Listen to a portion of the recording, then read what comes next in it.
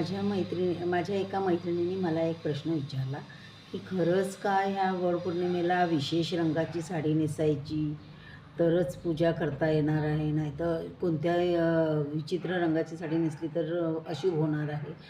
असं काही आहे का? कारण तिने एक व्हिडिओ बघितला आणि मला प्रश्न केला. मी तिला म्हटलं असं काहीच नाही आहे. कारण पूर्वी तर बायका एकत्र कुटुंबात राहत होत्या. त्यांना वडपौर्णिमा पूजायलाही वेळ मिळत नव्हता. जसा वेळ मिळेल तसं ज्या नेसलेल्या साडीत असेल तशा त्या जायच्या. मग तेव्हा कुठे होते हे रंग आणि काय होतं? हे आत्ताच आलेत.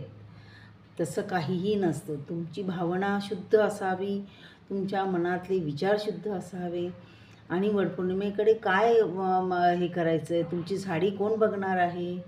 हां, तुम्ही शुद्ध मनाने जा. तुमच्या पतीचे तुम्ही आयुष्य मागायला जात आहे.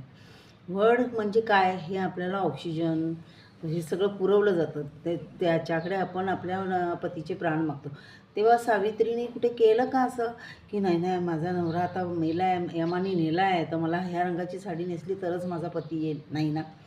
मग का म्हणून हे असे खेळ भावनांशी? नाही तसं काही नाही आहे. तुम्ही शुद्ध मनाने वडपौर्णिमा पूजा